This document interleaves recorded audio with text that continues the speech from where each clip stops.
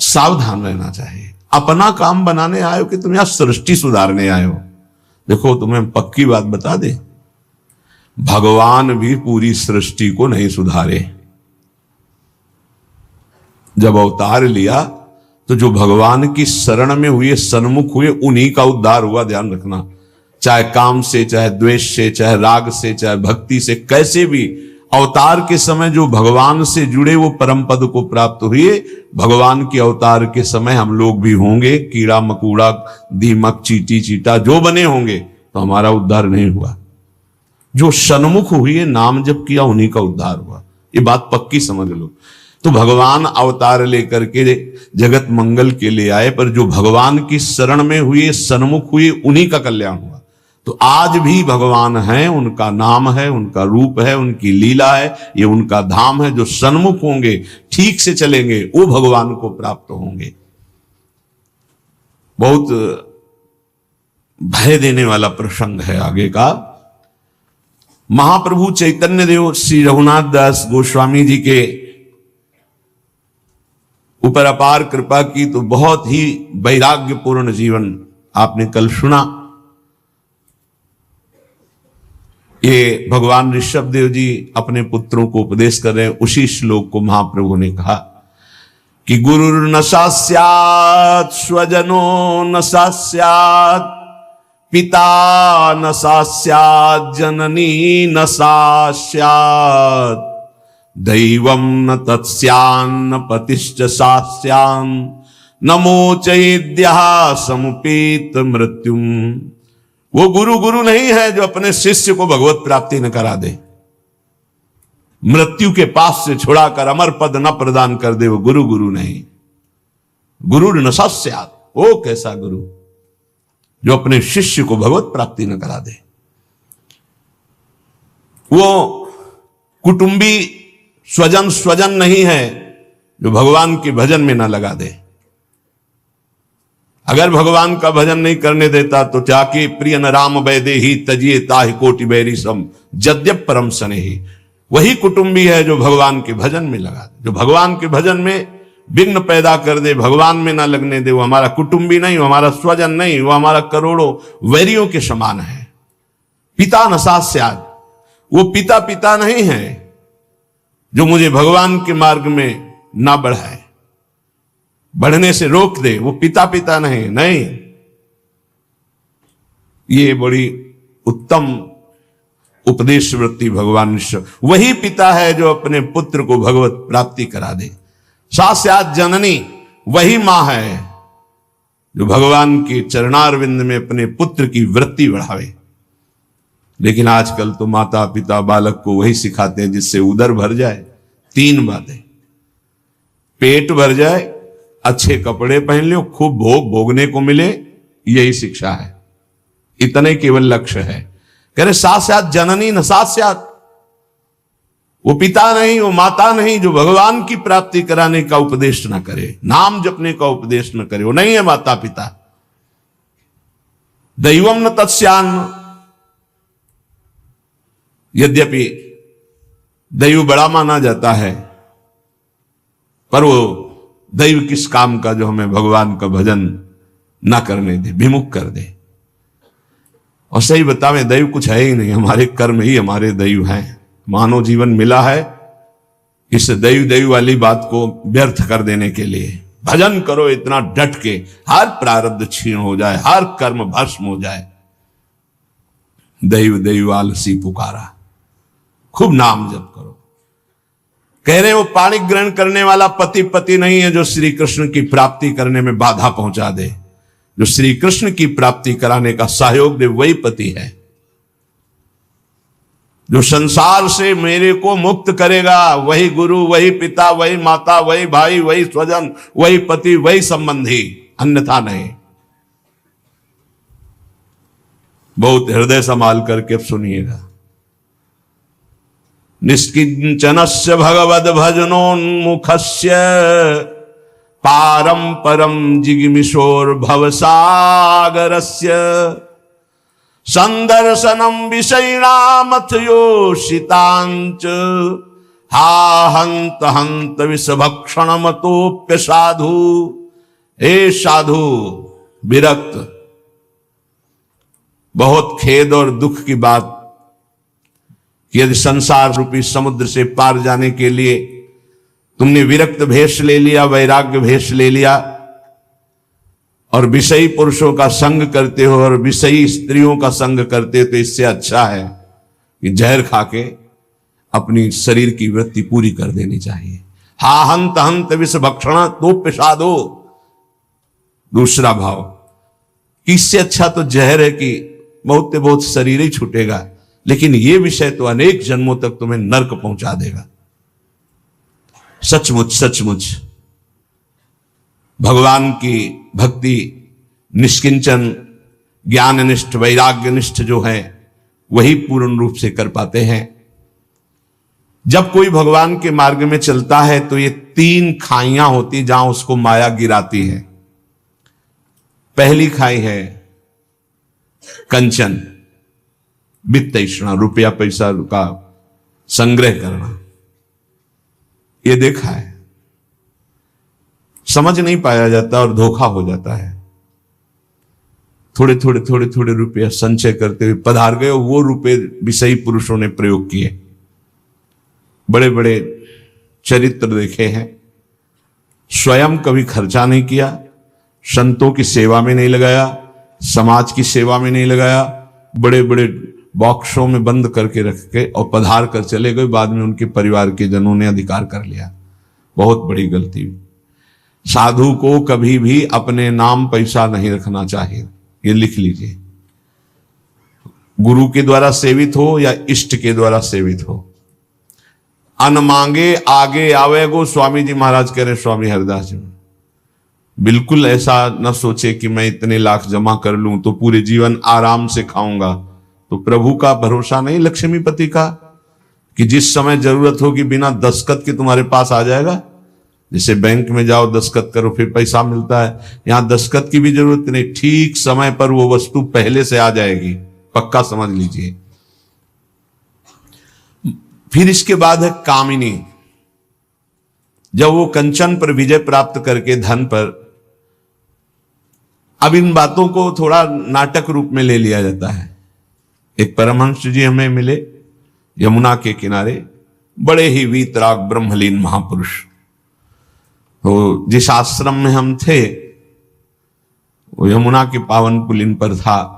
ये बात है बिंदौर, जब भ्रमण करते तब की बात। उस पार इछावर है, इस पार बिंदौर। तो जिस आश्रम में रुके थे सब, तो उनसे प्रार्थना की कि स्वामी जी आप रुक जाइए एक रात्रि, वो भी संभाषण दर्शन का सौभाग्य मिलेगा। बड़े ही महापुरुष, छांदोग्य उपनिषद पास, बस लंगोटी इतना अचला, एक छड़ी, क्या ब्रह्म मूर्ति तेजो में। स्वीकार कर लिया। तो तखत में गद्दा बिछाकर ऐसे ऊपर वस्त्र, उनका नहीं नारायण, हम ऐसी जगह बैठते हैं जहां कोई उतार ना सके। बोरा बिछाइए, बोरा में।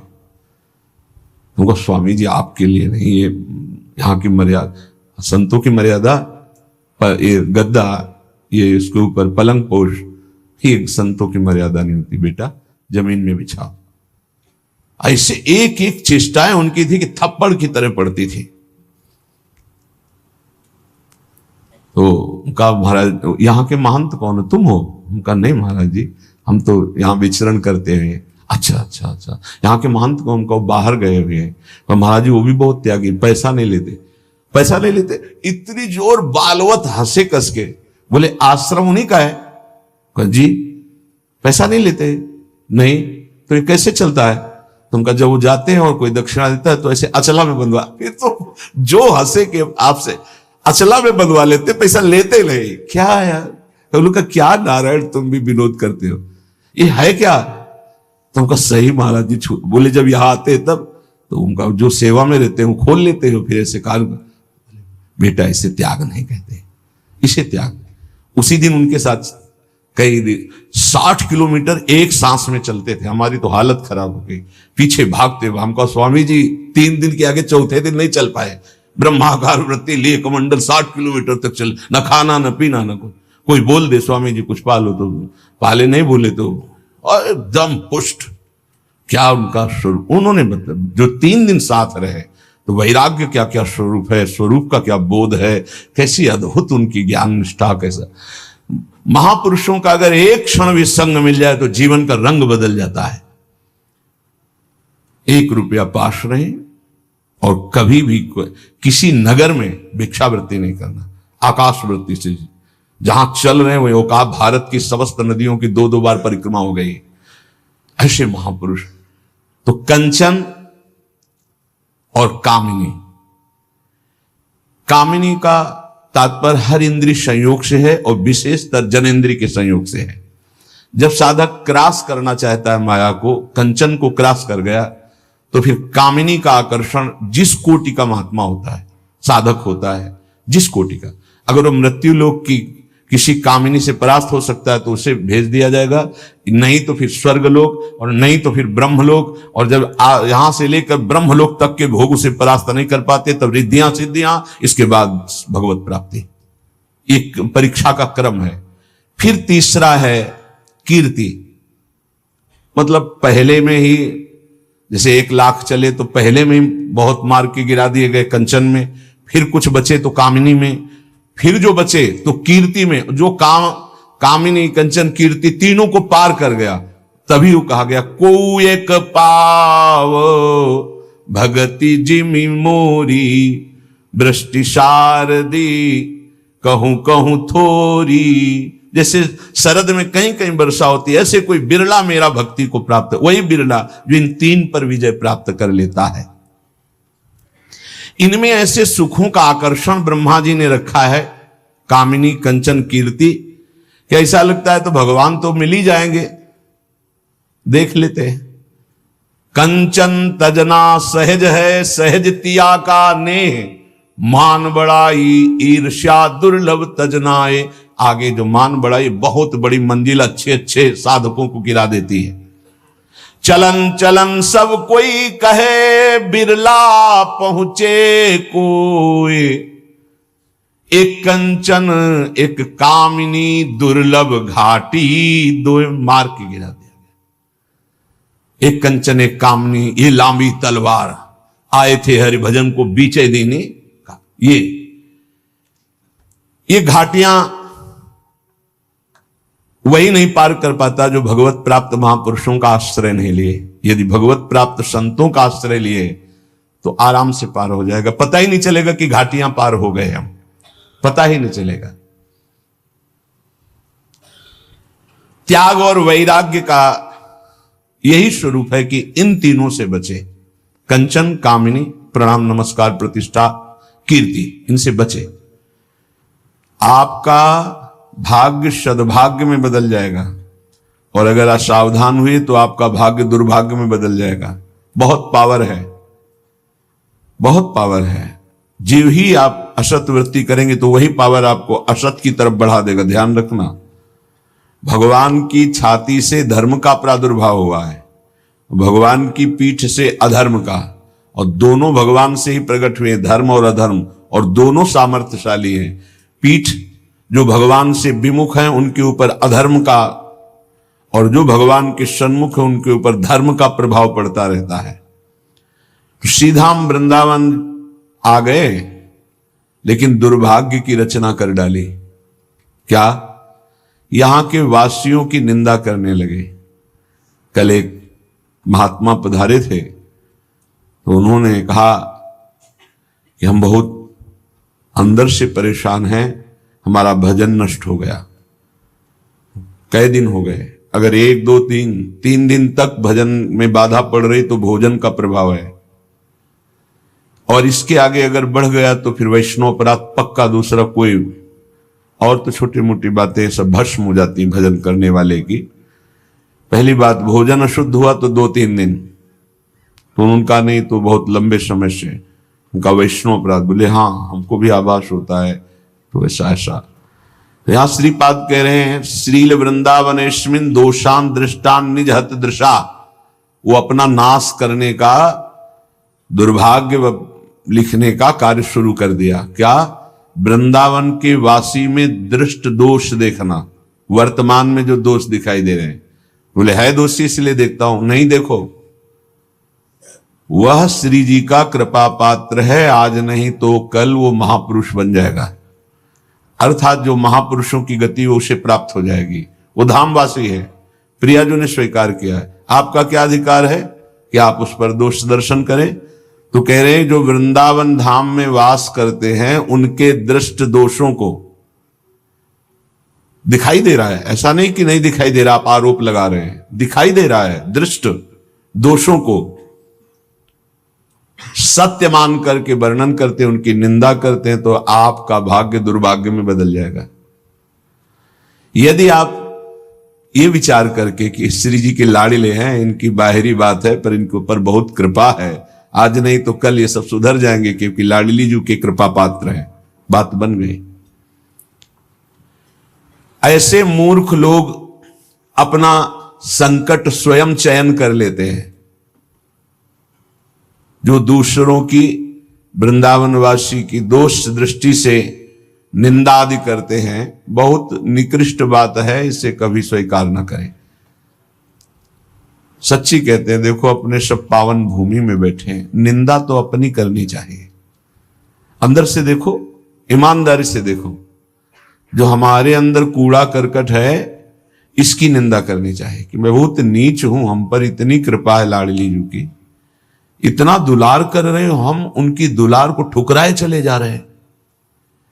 वो कह रहे हैं दाहिने चलो, हम बाएं बढ़ते चले जा रहे हैं, पर वो कृपा ही करती जा रहे हैं। हम कभी एकांत में बैठकर नहीं रोए मैं कितना नीच अपराधी हूं कि अपने इतने करुणा में स्वामी का विरोध कर रहा हूं, उनके विरुद्ध चल रहा हूं, जबकि प्रतिकूलश विसर्जनम, बिल्कुल विसर्जन कर देना, आज के बाद कोई गलती नहीं होगी। पर हम गलती पे गलती करे जा रहे हैं।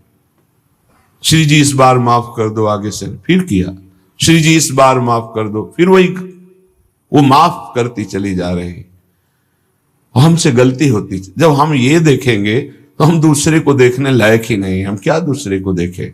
हम अच्छे हों तो दूसरे को देखें, और जब सच्चाई में तुम अच्छे हो जाओगे तो दूसरे के दोष नहीं दिखाई देंगे, सब में अपने प्रभु दिखाई देंगे। इसलिए श्रीपाद कह रहे हो, मूर्ख लोग अपने संकट को बुलाते हैं, संकट का निर्माण करते हैं। ये बहुत भयावह बात है कि किसी वैष्णव या किसी वृंदावनवासी की निंदा बिल्कुल भूलकर मत करना। ये ब्रजवासी जन भगवान के लाड़िले हैं। देवराज इंद्र को भ्रम हो गया, घुटनों पे आ गए, तब भगवान ने क्षमा किया। जाओ, त्रिभुवन पति घुटनों पे बैठे थे इसी रज में। ये जो गोविंद कुंड है ना, घुटनों के पर थे, नाथ क्षमा कर दो, जाओ। ऐसा अहंकार मत करो कि तुम्हारे द्वारा पूरी सृष्टि चल रही है। ये ब्रजवासी हमारे प्राण हैं, अगर इनको कोई संकट तो फिर हम उसको महासंकट में डाल देंगे। हमारे ब्रजवासियों को कोई ना छेड़े। भगवान कह रहे मेरे प्राण हैं ब्रजवासी जन। देवराज इंद्र से ज्यादा नाराज नहीं हुए, कारण जानते हो?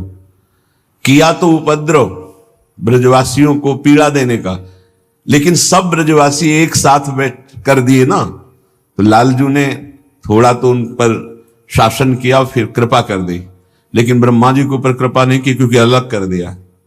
ये उपद्रव किए पर सबको इकट्ठा कर दिया, इसलिए ज्यादा इनको पढ़ के देख लेना, ज्यादा नहीं, बस इतना कहा तुम देवराज हो, सतोगुणी हो, अहंकार मत किया करो। लेकिन ब्रह्मा जी तो कांप के चले ही गए, भगवान मुस्कुराए नहीं। क्यों? ब्रजवासियों को अलग कर दिया। तुम ब्रह्मलोक में मायामयी सैया पे सुला दिया, हमारे प्राण प्यारे ब्रजवासियों का अपराध करते हो। तो आज तक ब्रह्मा जी का प्रवेश नहीं ब्रज में, बात समझ लो। वो मूर्ख हैं जो वृंदावन या ब्रजवासी जो वास कर रहे हैं उनके प्रति दोष दृष्टि करें। 12 वर्ष में तो सिद्ध हो जाता है, 21 वर्ष में क्यों नहीं परिवर्तन हुआ? जी गलती। तो जब हमारी गलती तो हम दूसरों को क्यों दोष दर्शन करने वाली वृत्ति से देख करके निंदा करें, उनका अपमान करें? हमारे अंदर खुद इतनी ये गलत है तो तुम क्या कर रहे हो? तुम भी तो गलत हो जो दूसरों का दोष दर्शन कर रहे हो। परमार्थ कहता है किसी के भी ना दोष देखने ना गुण देखने, सब में भगवत भाव देखना। संसारी पुरुष क्रिया देखता है, परमार्थ का पथिक कारण देखता है। कारण श्री हरिवंश बनम, क्रिया नहीं देखता है। क्रिया देखने वाला संसारी होता है। श्रीपाद कह रहे वो मूर्ख लोग संकट की स्वयं रचना कर देते हैं। अच्छा, ये कोई पाप नहीं है कि क्षय हो जाएगा तो आप मुक्त हो जाएंगे। ये अपराध है, वैष्णव अपराध। ये तभी क्षय होगा जिस वैष्णव से अपराध बना है उससे क्षमा याचना हो जाए, नहीं तो, या फिर आपको पता नहीं तो गुरुदेव क्षमा कर दे, जाओ कोई अपराध नहीं। तो अखंड मंडलाकारम व्याप्तम इन चराचरम, गुरुदेव सब में व्याप्त है, हर अपराध क्षमा कर सकते हैं वो। गुरुदेव अगर कह दे जाओ कोई अपराध नहीं तो कोई अपराध नहीं।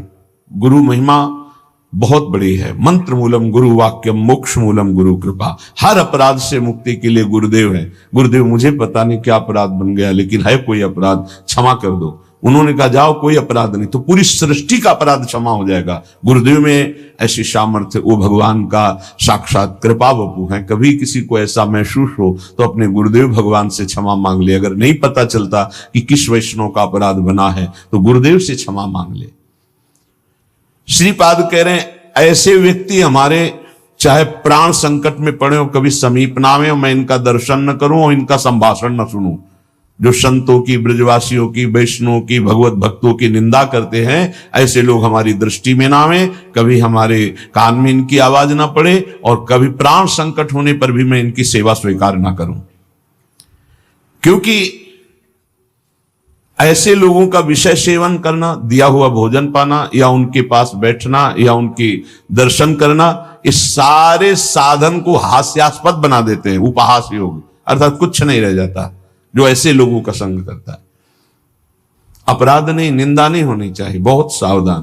पूज्य श्री चंद्रशेखर बाबा जी महाराज वो कहते थे कि ब्रजरज, ब्रजलता और ब्रजवासी, इन तीन से श्रद्धा बिगड़ गई तो बात तुम्हारी बनेगी नहीं। उनके श्रीमुख के शब्द थे कि तुम रेगिस्तान में वास कर लो तो तुम्हारा कल्याण हो सकता है, लेकिन ब्रजवासी, ब्रजरज, ब्रजलता, इनका अपमान अपराध करोगे तो वृंदावन में तुम्हारा कल्याण होने वाला नहीं है। वो डायरी में लिखा हुआ पूज्य चंद्रशेखर बाबा जी महाराज, वे भी 25 वर्ष पहले की बात, प्रारंभ में ही दर्शन के लिए। तो यहां श्रीपाद कह रहे हैं ऐसे मूर्ख लोग अपने संकट का स्वयं निर्माण कर लेते हैं। किसी भी विषय में क्यों ना हो, जो वृंदावन वासियों की निंदा करते हैं उनका मैं दर्शन न करूं, कभी संभाषण न करूं, कभी दिया हुआ कोई पदार्थ या विषय सेवन न करूं। उपासक को और भरोसा धन का मत करो, प्रभु का करो। वैसे भी गांव में संतों की बातें कहते थे कि बिन मांगे जो कुछ मिले उसे दूध समझानो, मांगे जो मिले उसे पानी समझानो, और जो छल कपट से छीना जाए उसे विष रक्त के समान समझो। जो महापुरुषों का आश्रय लिए उसे धन का आश्रय लेना बड़ा दुखदाई हो जाता है।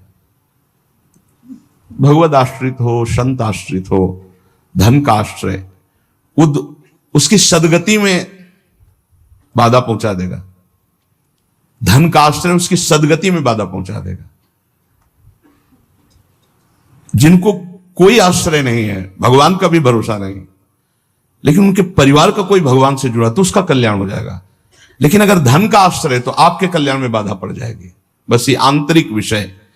यदि विषयी पुरुष है और वो धन का उपभोग करके आह्लादित होता है तो ज्यादा निंदनीय नहीं है, लेकिन वैरागी पुरुष है और धन का आश्रय लेकर आनंदित हो रहा है, बोले निंदनीय बात है। क्योंकि जीवन मुक्त अवस्था में भगवत प्राप्ति में सबसे बड़ी बाधा उसका बैंक बैलेंस बन जाएगा। मरते समय वही वृत्ति रहेगी, इतना है, वही चिंतन चला जाएगा, क्योंकि आश्रय तुमने जीवन में धन का रखा है।